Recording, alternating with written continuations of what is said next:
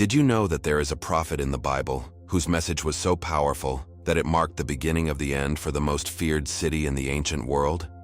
His name is almost unknown, but his word caused a spiritual earthquake that shuddered the foundations of hell. This is not a soft message. It is not a common story.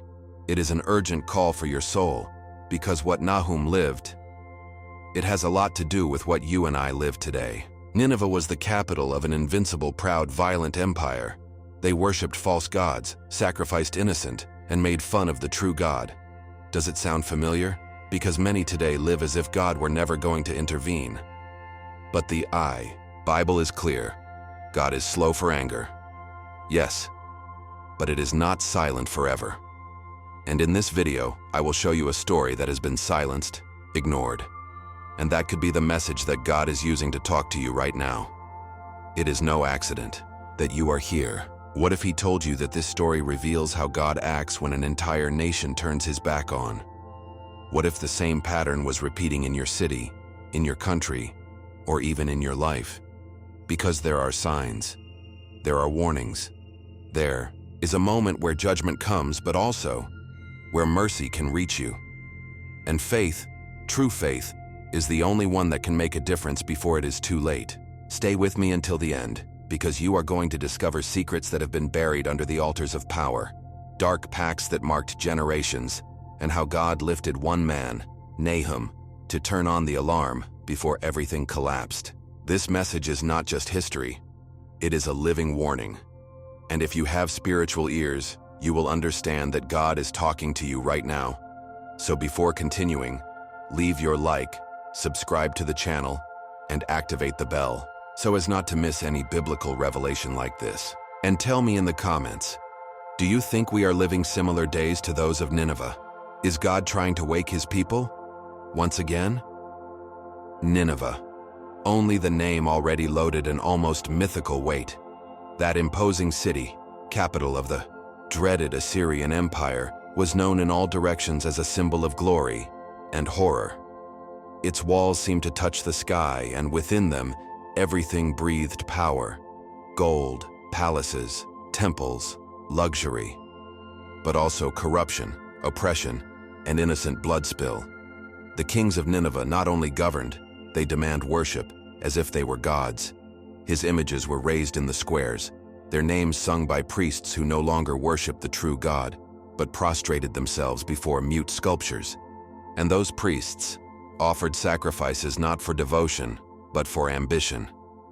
Stone idols received offerings that cost human lives. It was a society intoxicated from itself, blinded by its wealth. But who knows true faith, who walks with God, and meditates in the Bible, knows something very clear. No empire that challenges the Most High remains forever. Although it seemed eternal, Nineveh began to show fissures, not only in its walls, but in the very soul of its people. The signs began to emerge, not as explosions, but as whispers. Some nights, the sky became red without explanation. Other times, the Tigris River, a symbol of prosperity, came out of its channel and dragged sacred objects from the temple. The elders noticed it. The children, without understanding, had nightmares with monsters leaving from under the city. It was as if the Spirit of God was already walking through the alleys, announcing what would come. Because when evil reaches the height, when sin becomes part of the system, God does not remain silent. The Bible is clear. The judgment will begin with the house of God, 1 Peter 4:17, and then will come on the nations. Some in Nineveh began to feel it. They didn't know how to explain it, but they felt it. A weight in the chest, a constant concern, a feeling that something invisible approached. And although the rulers had fun in banquets and the priests multiplied, their pagan ceremonies, the clamor of the oppressed rose to the sky. It was like in the days of Sodom and Gomorrah, when God said, "The clamor against Sodom and Gomorrah has multiplied, and his sin has been aggravated extremely." Genesis 18:20. Wasn't Nineveh a modern Sodom? Wasn't it a Babel rebuilt by men who wanted to occupy the place of God? Yes, and God had already sent an answer with a human name and face. The Spirit of the Lord moved in places where no one noticed, in simple villages, in broken hearts, in men who still prayed for justice. In that gloomy scenario, a child was born whose destination was already marked on top. A child who, since childhood, would feel an inexplicable burden in the soul. His name was Nahum. While Nineveh shone in gold and arrogance, God silently prepared to who his messenger would be. Because whenever a city is exalted against God, he raises a voice that confronts her. And even if that voice is lonely, although in front of mockery, it always carries the weight of the truth. Because faith does not accommodate stone temples, faith turns on in brave hearts. And that child, without knowing it, was destined to proclaim the end of an era. Thus the beginning of the end began, not with wars or with catastrophes, but with a divine whisper, a reminder that above any earthly king there is God, the King of Kings. And when he decides to intervene, neither the thickest walls nor the most powerful armies can resist his judgment.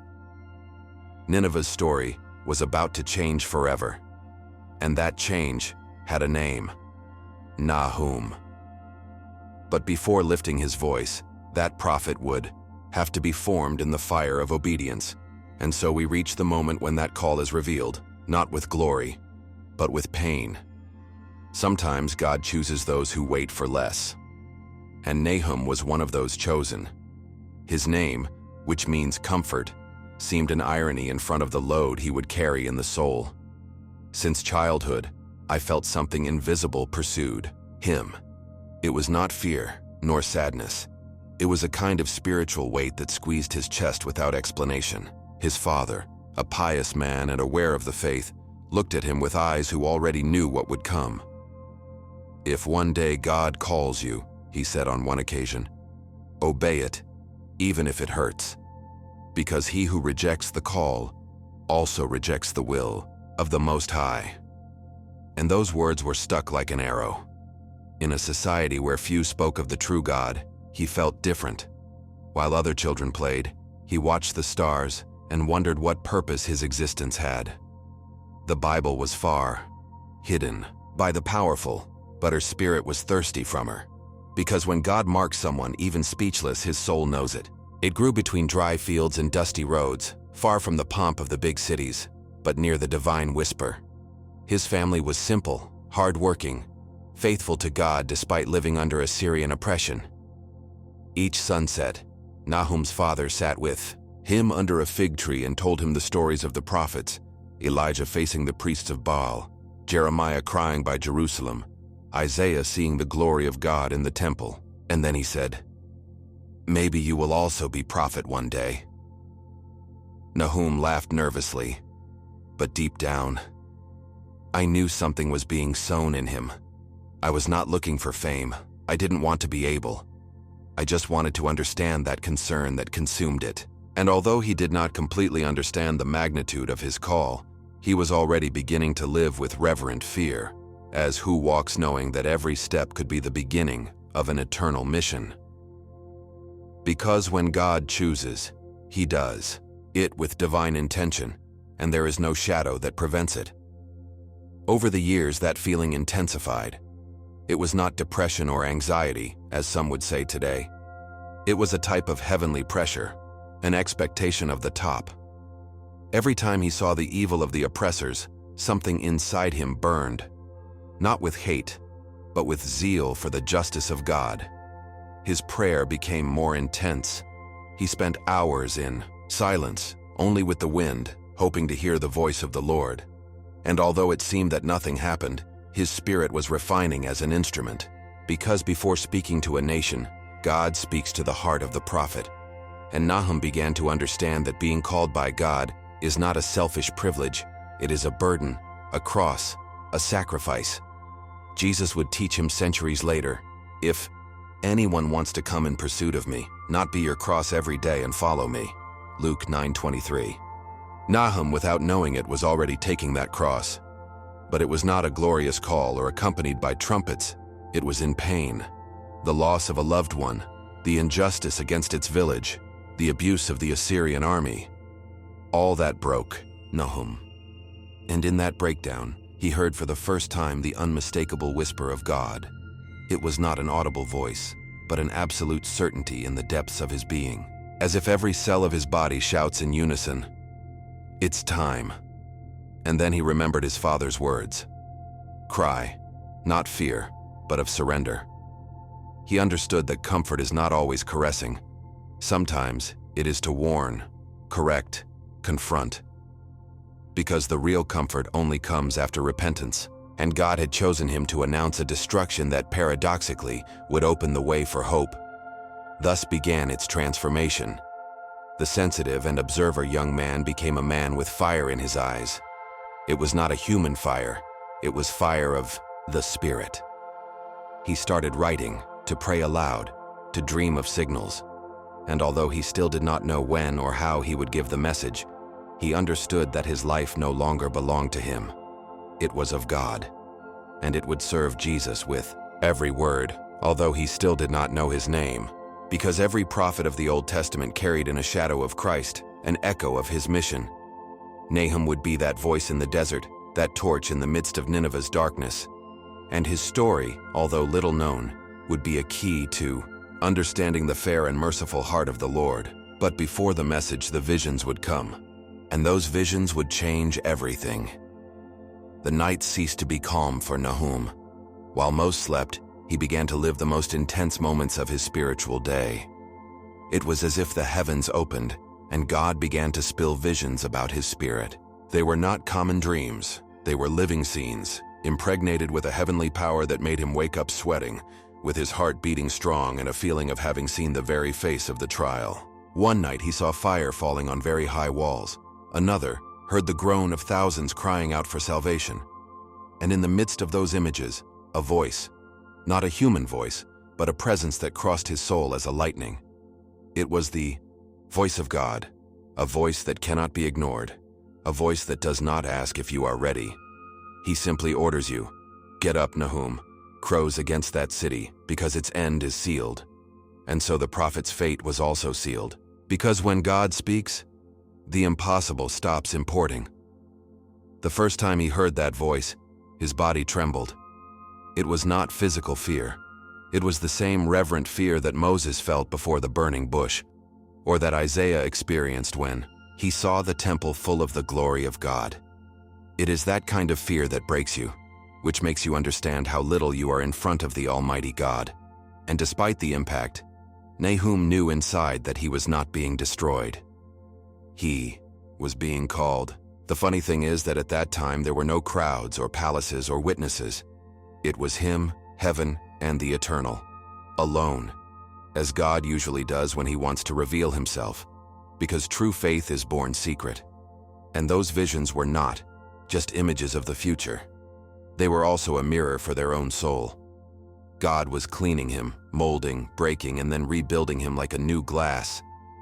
As Jeremiah 18:4 teaches, where the potter remakes the vessel according to his will. In one of those visions, he saw Nineveh's face covered by shadows. Deforming beings walked between the temples, dragging chains, as if they represented the idolatry that dominated the city. The idols spoke without a language, ordered without having life, and the people, without knowing it, worshiped demons in the form of statues. Nahum woke up panting, understanding that what he was about to face was not simply a city.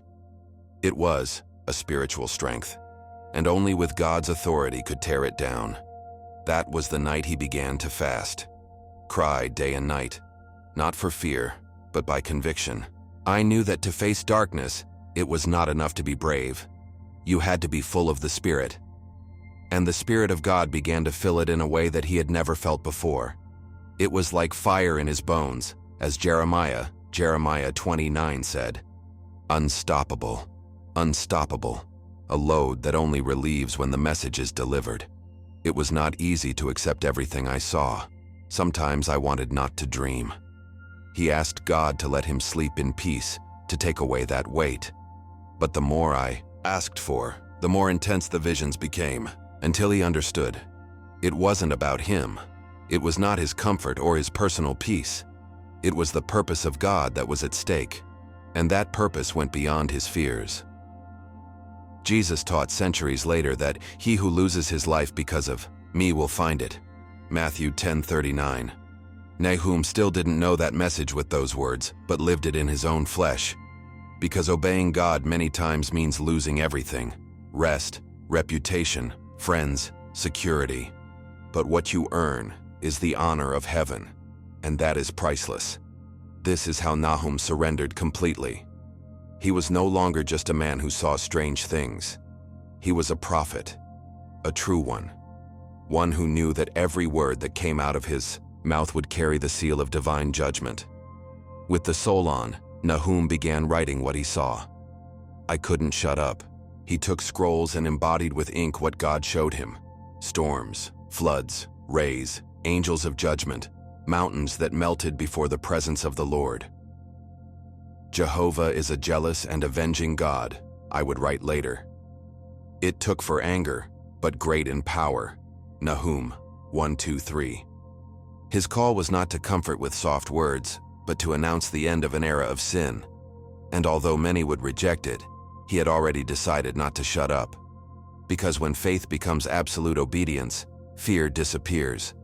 And so, with the strengthened heart, he prepared to enter the most feared city of his time. I was going to face teasing, threats, and contempt, but I was also going to sow a word that would shudder the spiritual world. Nineveh was about to listen to the voice of God, and Nahum would be the instrument. The moment had arrived. Nahum, now with the fire of the Spirit burning in his bones, set foot in the most feared city in the ancient world, Nineveh. I didn't go with an army. He had no swords, nor wealth, nor scrolls of kings. He went with the word of God in his mouth, and that was enough. From the first street he crossed, his presence already seemed to cause strangeness. His gaze was not common. He walked like who knows the fate of a place, and contemplates it with compassion. He stopped in a central square and raised his voice, with a force that did not come from his throat, but from heaven. Nineveh, bloodthirsty city, full of lies and prey, your end has come. The judgment of God comes as fire. Some laughed, others looked at him with contempt, but others, they felt something shake inside. Because when a man speaks with divine authority, even the toughest hearts tremble, even if they do not admit it. Faith began to echo among the stone alleys. The crowd soon gathered, some curious, others mocking, others outraged. The merchants stopped their sales, the children hid behind the walls, and the pagan priests were irritated by the daring. "Who is this?" they murmured. "Another Jonah?" they said with sneer. The comparison was inevitable. Jonah had also walked those streets generations behind, and his message, although at the beginning ignored, had shaken the entire city. But the times had changed. The arrogance had returned, stronger. This time, it seemed that nothing and nobody would shake Nineveh. And yet Nahum did not stop. He preached in the corners, in the markets, in front of the temples. His voice echoed as thunder. He did not offer immediate hope. I didn't call repentance. He only announced the trial. Because his message was not an invitation, it was a sentence. And the town began to feel that something serious was happening. It was not only the strength of his words that worried the city, but the spiritual impact that accompanied him. People began to have strange dreams. Some listened to shouts at night. Others saw shadows move around the alleys. The priests tried to counteract what happened with rituals, but nothing worked. It was as if an invisible cloud was covering the city. Even animals acted weird. The dogs howled without reason. The birds fled. Nature itself seemed to respond to the prophet's message. And when God speaks, all creation listens. In the midst of all that, Nahum's name began to circulate between the nobility. Not as a respected prophet, but as a threat. The palace guards received orders to monitor it. Some followed him in secret, but none dared to touch him. Something in him stopped them. Because God's presence was real, and Jesus said it centuries later, "The Spirit of the Lord is about me, has sent me to proclaim the captives." Luke 4:18. Nahum was fulfilling that same anointing. The most shocking thing is that even among the mockers, the message began to penetrate. A fabric seller stopped opening his store. A foreign woman began to pray to the God of Israel. An old man asked to be taken where Nahum to pray for him. It was as if deep in the collective soul, something woke up. It was not massive conversion, it was not revival, but yes, it was the beginning of a spiritual shudder. The Spirit of God moved with intensity. The Bible shows us that the prophetic word never returns empty, Isaiah 55:11, and that was happening in the eyes of unbelievers. Although most made fun, something invisible was already shaking the foundations of Nineveh, and that was just the beginning. Because the word not only reaches the poor, it also reaches the throne. And Nahum's message had reached the king's ears. When the king heard rumors about the prophet who spoke fire, he did not react as his predecessor did in Jonah's days. He did not dress as a Cilicio, nor convened fasting. On the contrary, his first reaction was of strategy. Investigate, watch. If it's just crazy, eliminate it. But if not, he left the phrase in the air. Because although it was proud, I wasn't dumb. He knew that the stone gods did not speak, but that prophet spoke with an authority that disturbed even the soldiers. It was the moment when the spiritual was political, and Nahum was in the center of that storm. But his faith did not falter, because when one is full of the Spirit of God, he does not fear palaces or threats. He knows that his life is not in the hands of men, but in those of the Most High. And so, while the palace stirred, Nahum kept walking with a firm step, knowing that there was still much to reveal. The king of Nineveh was not ignorant. Although his heart was hardened by power and idolatry, his memory retained fragments of a past that he preferred to forget. When his directors told him about the prophet who preached destruction, something inside was stirred. It was not fear, at least not yet, but a kind of distant echo.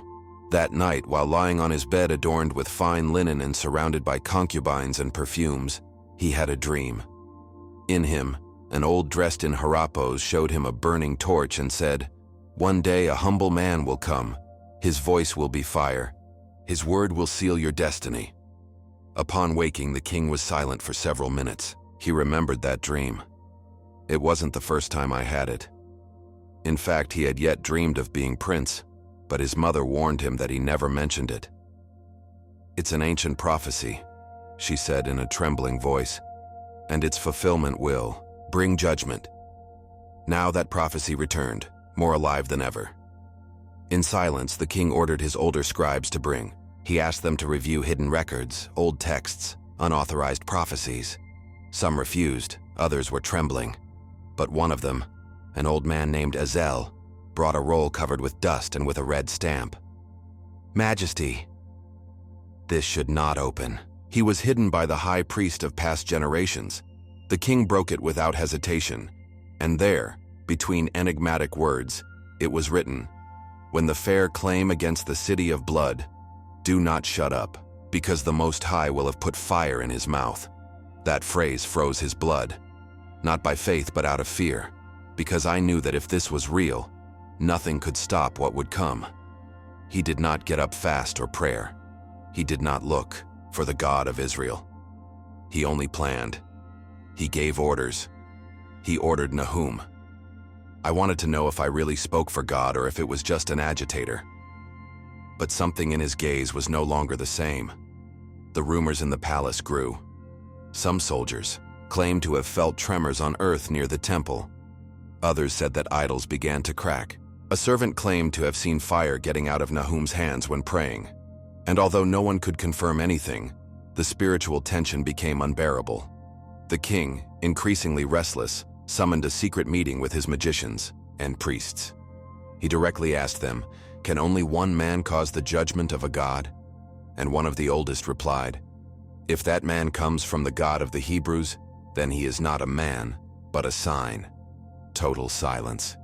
Because although the king was worshipped as God, in his most intimate jurisdiction he knew he was not.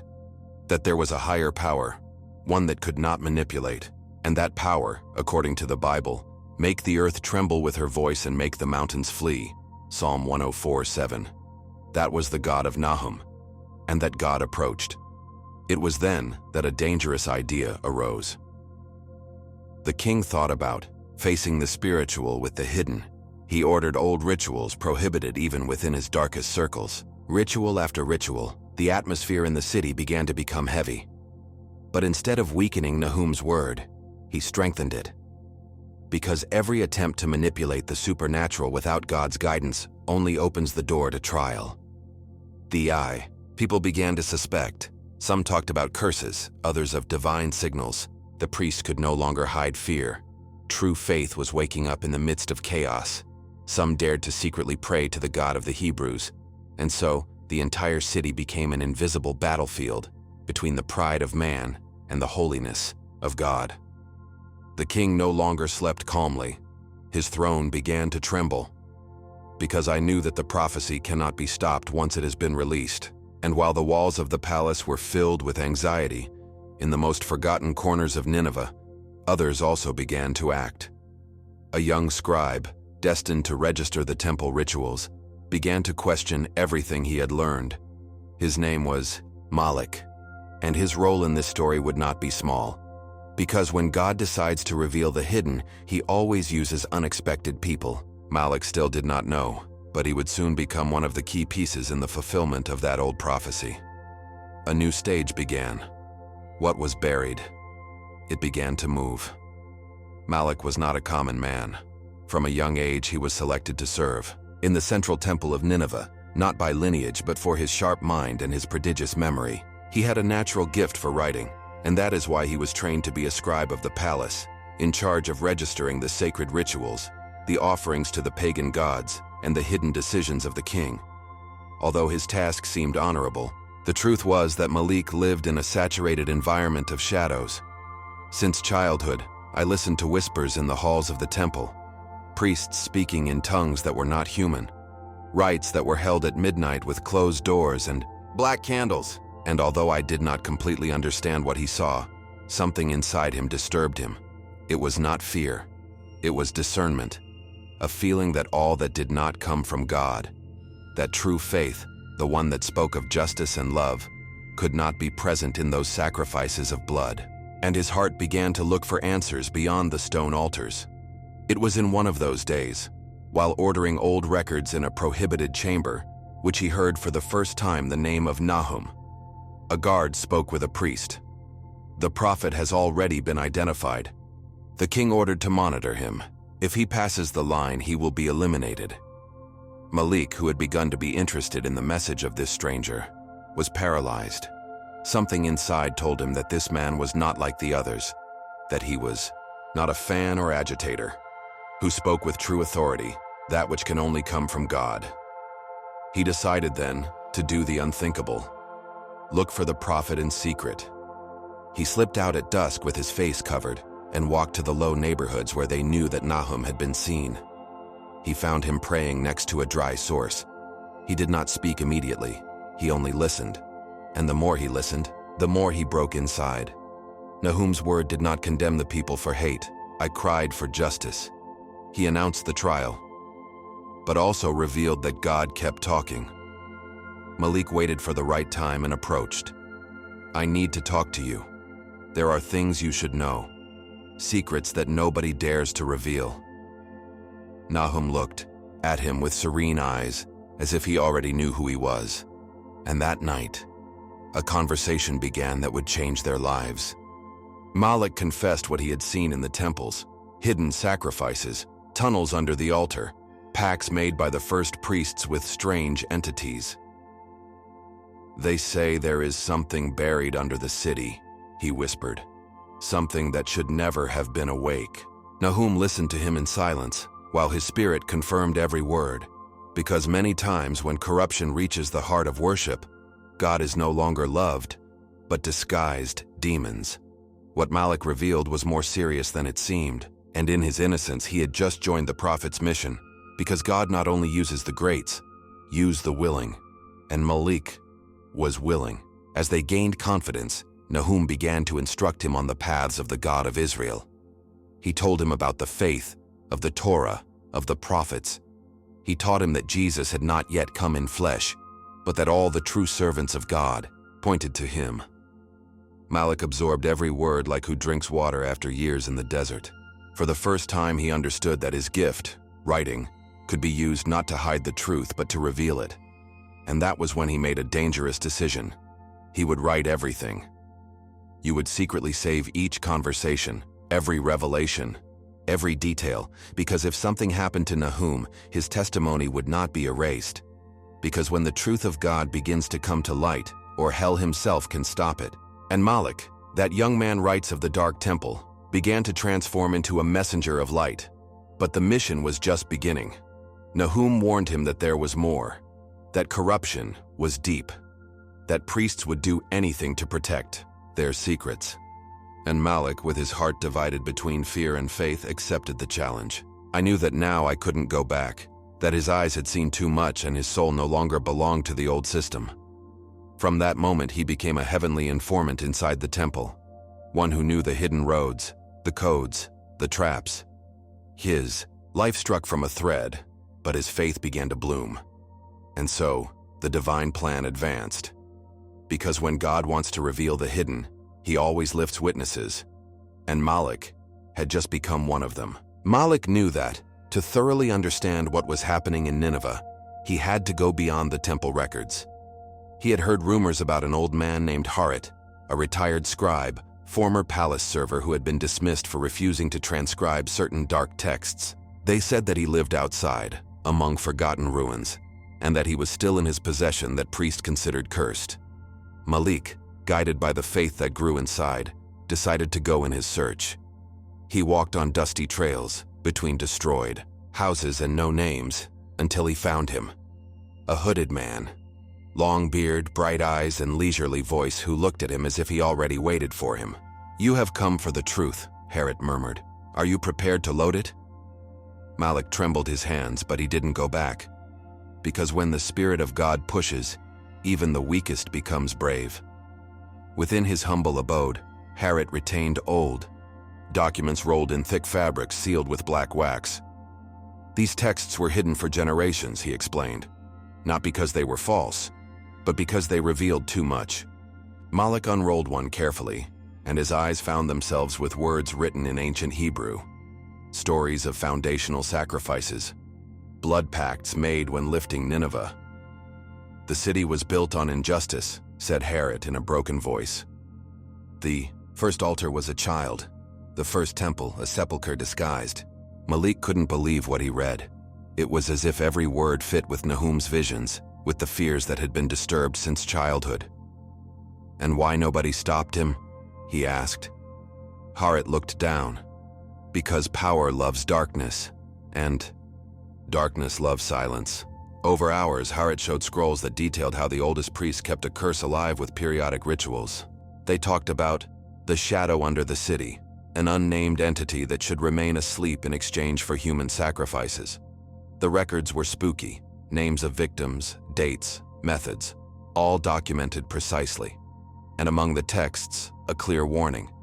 If the blood ceases, the abyss will open. Malik felt a chill to travel his back. Everything he had witnessed in the temples, everything Nahum had announced, aligned as pieces of a spiritual puzzle. And for the first time, he understood that the coming trial was not just symbolic or moral, it was real, tangible, as in the days of the flood, as in Sodom. God was not sending Nahum just to warn. I was sending it to seal a cycle. A cycle that began in the blood and would end in fire. Harit then handed him a last roll, the most dangerous. This was never read in public. I wrote it with my own hands, copying it from an even older text. It says where the original records are hidden, under the real altar, in a sealed camera, protected by curses, and by men willing to kill so that it is not discovered. Malik, with an accelerated heart, felt that his life was changing forever. Words that resonate with the same power that Jesus' teachings centuries later. John 8:32.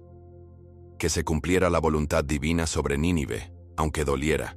Malik salió de NINEVEH'S allí transformado. Su mente estaba en llamas, pero su alma estaba firme. Sabía lo que debía hacer. Encontrar los registros ocultos, revelar la verdad, preparar el camino. Y mientras regresaba, sintió que algo en el aire había cambiado. Las visiones de Nahum, los susurros en el templo, los temblores en la ciudad. Todo apuntaba hacia un momento decisivo. Because when God uncovers what the man buried, nothing can stop his hand. His eyes, before full of curiosity, were now lit by a divine determination. On his robe, he hid the scrolls delivered by Harit, and in his heart he carried the weight of a truth that he could not remain hidden. He knew that the real altar, the center of all rituals, kept secrets that had been buried by generations. There, where sacrifices between incense and pagan songs were offered, the core of Nineveh's spiritual corruption was hidden. Malik walked between columns carved with strange symbols, while priests greeted him without suspecting. They did not know that one of theirs had been touched by faith, that now served the king, but to God. And while he advanced, his soul silently repeated the words of the prophets. Light shines in darkness, and darkness did not prevail against her. Johnny, on 5. The camera under the altar was real. I knew it for the plans that I had read in secret and for the detailed instructions that Herod had given him. That night, he waited for the rituals to end and that the temple would be silent. With firm but stealth steps, it descended through a hidden side staircase behind an old tapestry. The air became denser at every step, and a spiritual sensation oppressed it. It wasn't just fear. It was as if the place was alive, vigilant. Upon arriving at the bottom, he found a stone door with old inscriptions. He touched them with respect, knowing that each symbol represented a covenant, a curse, a betrayal of the true God. He breathed deep and pushed. Inside he found chests, codices, bones, and a secondary altar with dark spots. I didn't need additional evidence. That was not a deposit. It was a profane sanctuary, a cave of abominations. And, in the midst of that horror, he discovered the records. These scrolls detailed everything: the cursed foundation of the city, the names of the first priests, the pacts sealed with blood, and the most alarming, a formless entity, referred to as the guardian of the foundations, fed with sacrifices of entire generations. Malik understood that he was not only facing a political or religious secret, it was facing an act of spiritual war. What Nahum preached was not only physical destruction, but the collapse of a demonic structure built with centuries of impiety. That was a Babylon disguised as civilization. And if that spiritual chain was not broken, the judgment would come as a storm. Not for divine cruelty, but for justice. Because God cannot be mocked. Galatians 6:7.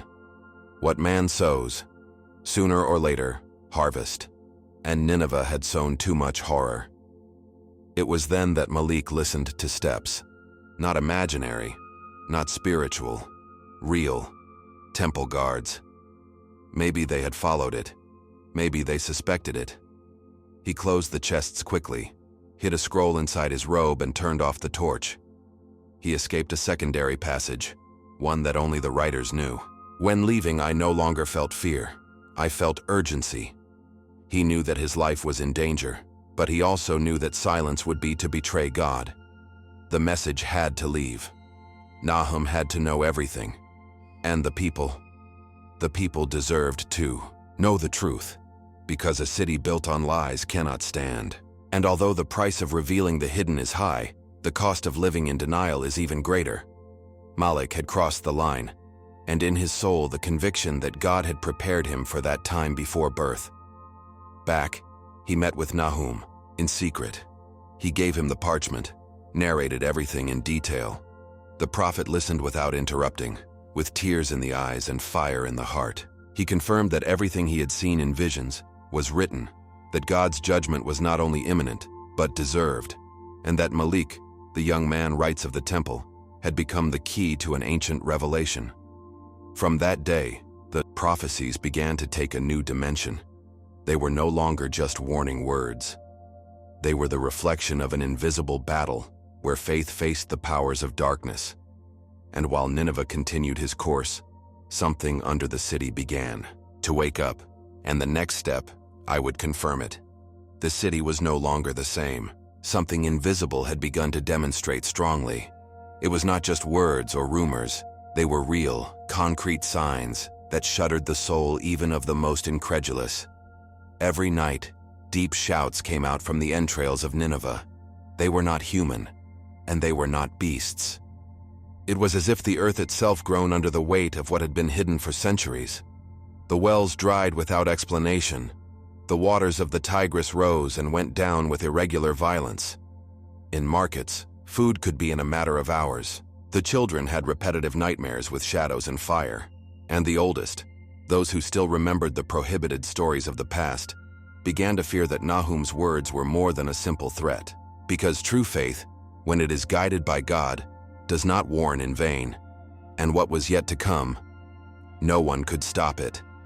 The animals also reacted. The birds fled in flocks without direction. The dogs did not stop howling. And in the stables, the horses stirred for no reason. The shadows became denser at sunset, and the priests, increasingly desperate, multiplied their rituals, but they had no effect. It was as if the sky had closed his ears. Malik watched everything with a mixture of fear and certainty. I knew those signs were part of compliance. And Nahum no longer needed to talk. His single presence bothered the wicked and strengthened the righteous. He walked through the streets with a supernatural peace, as he has already seen the end from the beginning. The Lord is close to save those who have broken the heart.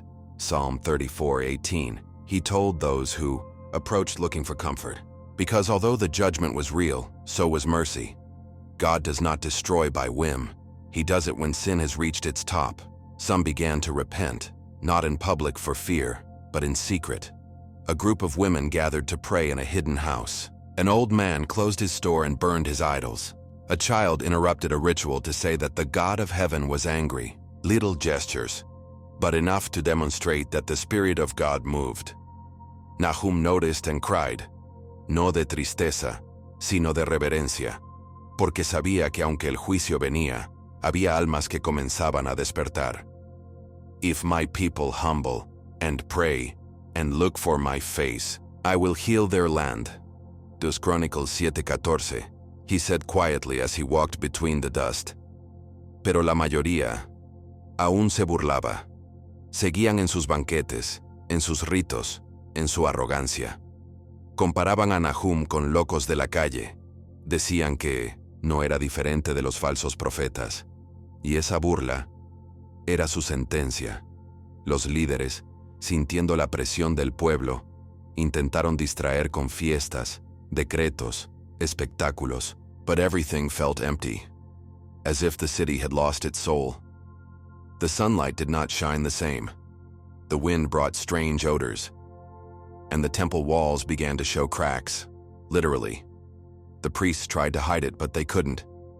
It was as if the whole city was about to collapse from within. Nahum was last seen praying on the hill that gave sight to Nineveh. With open arms, he cried out to heaven with words that nobody understood. But those who saw him felt something being sealed. There was no going back. Because when God gives a last warning, it is not to scare. It is to wake up. And those who do not wake up simply fall. That's how Nineveh was, on the edge. And what came would not be symbolic. It would be fire. It would be ruin. It would be holy justice. And while the city staggered between contempt and panic, between pride and brokenness, a different presence began to feel. It was as if the trial was waiting for his moment, as if the angels of destruction had already aligned over the city. And in that heavy silence, in that dense atmosphere, the prophetic circle was closed. Malik, from his hiding place, wrote everything. Harit prayed in his cave. Nahum didn't talk anymore. I just waited. And God was about to act. Because when faith meets obedience and justice mixes with mercy, heaven moves. And the sky had already moved. Now that you know the story never told by Nahum, the question is direct. And you, are you listening to God's warnings?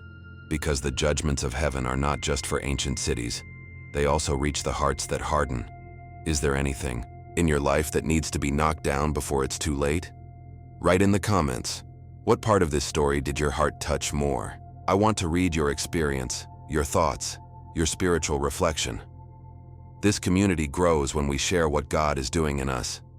Do not forget to subscribe to the channel and activate the bell so as not to miss the next contents that reveal biblical truths that transform. We are just beginning a journey of deep revelations, and believe me, what is coming is even more shocking. Click now on the next video that will appear on your screen. I promise you, there you will discover another hidden mystery in the scriptures that will change your way of seeing the Bible and God's plan for your life. See you in the following video. May God bless you powerfully. I am a frame, and this is just beginning.